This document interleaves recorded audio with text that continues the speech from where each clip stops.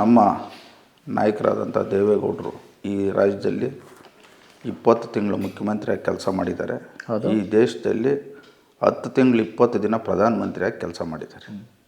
ಆದರೆ ಅವ್ರು ಮಾಡಿರ್ತಕ್ಕಂಥ ಕೆಲಸಗಳು ಇವತ್ತು ಈ ಭೂಮಿ ಇರೋ ತನಕ ಶಾಶ್ವತವಾಗಿ ಉಳಿತಕ್ಕಂಥ ಕೆಲಸ. ಇವೆಲ್ಲ ಯಾಕೆ ಹೇಳ್ತಾ ಇದ್ದೀನಿ ಅಂದರೆ, ಇವತ್ತು ಅವರು ಕೆಲವು ಸಂದರ್ಭದಲ್ಲಿ ಅವರು ಮಾಡಿರ್ತಕ್ಕಂಥ ಕೆಲಸಗಳು ಇವತ್ತು ಈ ದೇಶದಲ್ಲಿ ಮಹಿಳೆಯರಿಗೆ ಮೀಸಲಾತಿ, ಸ್ಥಳೀಯ ಸಂಸ್ಥೆಗಳಲ್ಲಿ ಮೀಸಲಾತಿ ಕೊಟ್ಟಿರ್ತಕ್ಕಂಥವ್ರು ದೇವೇಗೌಡರು. ವಾಲ್ಮೀಕಿ ಜನಾಂಗಕ್ಕೆ ರಿಸರ್ವೇಷನ್ ಕೊಟ್ಟಿರ್ತಕ್ಕಂಥವ್ರು ST ಸಮುದಾಯಕ್ಕೆ ದೇವೇಗೌಡರು.